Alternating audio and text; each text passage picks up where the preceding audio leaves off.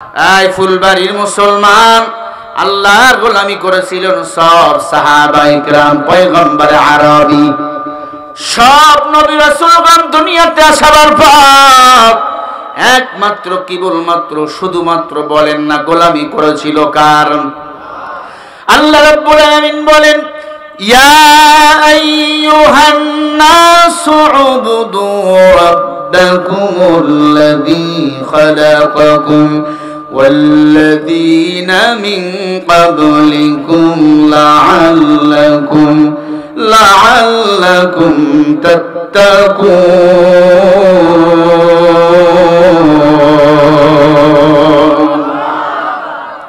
সূরা বাকারা 1 নম্বর পারা 3 নম্বর পৃষ্ঠা 10 নম্বর লাইনের 21 নম্বর আয়াত। আল্লাহ বলে, আয় মানুষের দল, একমাত্র কেবলমাত্র শুধুমাত্র তোমরা আমি আল্লাহর ইবাদত করো। আমি আল্লাহর ইবাদত যদি করো, উবুদু, আমি আল্লাহর ইবাদত করার কারণে লাআল্লাকুম তাত্তাকুন, আমি আল্লাহ তোমাদেরকে তাকওয়া দান করব। বলেন সুবহানাল্লাহ। ইয়া ইলাহি তু মেরা মাবুদ হ্যায়, ইয়া ইলাহি তু মেরা মাসুক হ্যায়। আল্লাহ যদি দিলের মধ্যে তাকওয়া দান করে দেয়, তখন ওই বান্দাটা গোলামি করবে কার? না, মুদির। কার? কার? আমার রবকে। রব কয়জন? আল্লাহু লা ইলাহা ইল্লা হুয়াল হাইয়ুল কাইয়্যুম।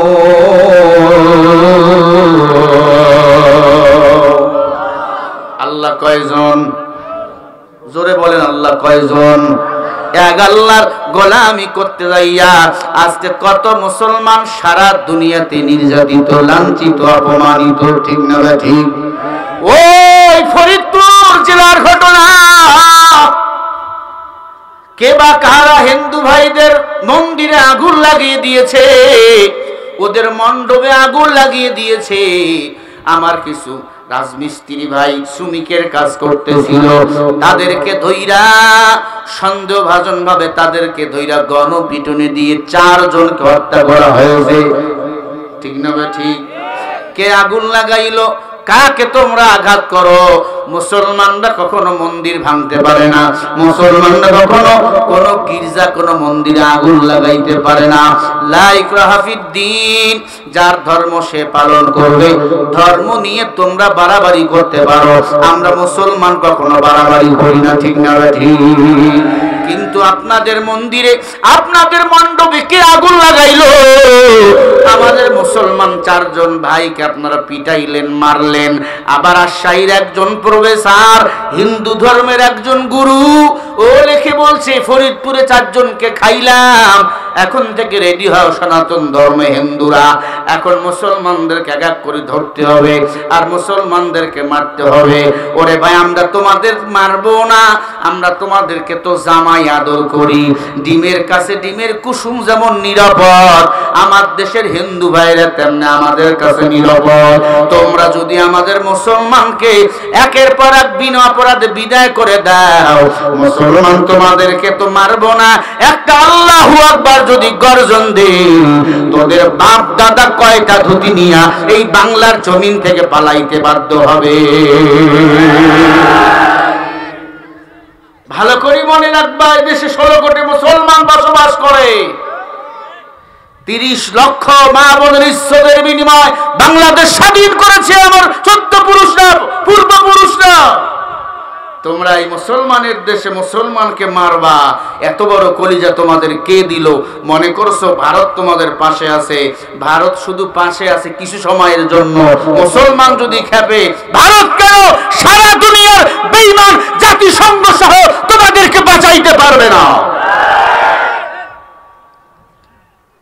আপনারা চুপ করে বসে আছেন, মুসলমান ওখানে মরতেছে, আপনারা চুপ।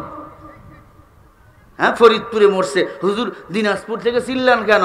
বেটা 2 গরু ধান খেতে ধান খায়, 1 গরুকে বেত দিয়ে বাড়ি দিবেন, আর 1 গরু দেখবেন এমনি দৌড়ায়। কিরে তুই দৌড়াস কেন? তোরে তো মারে না। কয় ওর পরে আমার সিরিয়াল। কথা কন না কেন? ঐক্যবদ্ধ হতে হবে। মুষ্টিবদ্ধ হতে হবে। মুসলমানকে মারবে, মুসলমান ঘরে বসে থাকতে পারে না। মাঝে মাঝে দেখা যায় বিএসএফরা আমার বাংলাদেশের সোনার ছেলেদেরকে হত্যা করে ফেলে, কোনো বিচার হয় না, বৈঠক করেই শেষ। সরকারকে বলবো, এদেশের সন্তানেরা প্রত্যেকের মায়ের কলিজার টুকরা। আমরা চাই দেশের কোন জনগণের যেন বিন্দু থেকে বিন্দু পরিমাণ ক্ষতি না হয়। জনগণ ঠিক না ঠিক? 4 জন মুসলমানকে হত্যা করা হয়েছে। সরকারকে বলবো দ্রুত তদন্ত শেষ করে বিচার করেন। যারা আমার মুসলমান ভাই রক্ত ঝরিয়েছে, এদের যদি ফাঁসি না হয় আমরা প্রকাশ্যে অ্যাকশনে নামতে বাধ্য হবে। ঠিক না ঠিক মুসলমানেরা? বুদ্ধি বেশে যারা পেট চালায়, গান গায় বিদেশি প্রভুদের, বিনা ঘুমে স্বপ্ন দেখে এ দেশটা হয়ে যাবে ভারতের। ওদের মগজে পছন্দ ধরেছে তাই আবুল তাবুলেই কথা বলা। পালারে পালা, জলদি পালা, নইলে তোদের গলে ঝুলবে তালা। হক আছে বাতিল তো কাঁপছে, হক আছে বাতিল তো কাঁপছে, ছিনিয়ে নিবে ওরা জয়ের মালা। পালারে পালা, জলদি পালা, নইলে তোদের গলে ঝুলবে তালা। বিশ্ব বাটপার আর যত লম্পট, ওদের সমাজে পাগল তারা। ঠিক কিনা? জাতিসংঘ বানাইছে, সব বেজাতি সংঘ। ফিলিস্তিনে মুসলমান মরে কোনো প্রতিবাদ নাই। কথা বলে না কেন? মুসলমান, ওরা একজন মারা গেলে লক্ষ লক্ষ মুসলমানকে ঘর বাড়ি ছেড়ে থাকতে হয়।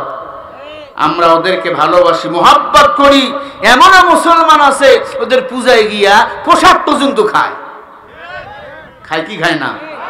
এরপরেও তোমরা আমগো দেশের মুসলমানকে মারবা, এটা ঈমান থাকলে মেনে নেওয়া যায় না। প্রতিবাদ করতে হবে, প্রতিবাদের আওয়াজ তুলতে হবে। এক মুসলমান মরলে লক্ষ মুসলমানের হৃদয়ে কাঁপবে। এটাই হলো ঈমানের ভ্রাতৃত্ব, ঈমানের বঞ্চিত। কথা বলে ঠিক না ঠিক? আমার দেশের সরকার বিচক্ষণ, প্রশাসন বিচক্ষণ। আমি বলবো আর কোন মুসলমান হিন্দু দাঙ্গা হয়ে যেন এদেশে আর কোন মায়ের সন্তান বিদায় না নেয়। এটা আমাদের ঈমানের দাবি। কি না উগ্রপন্থী বক্তব্য এটা? হ্যাঁ, উগ্রপন্থী বক্তব্য। এমন উল্টা পাল্টা প্যাচ যদি কেউ লাগাও, তোমাকে পুরো বক্তব্য আমার শোনা লাগবে।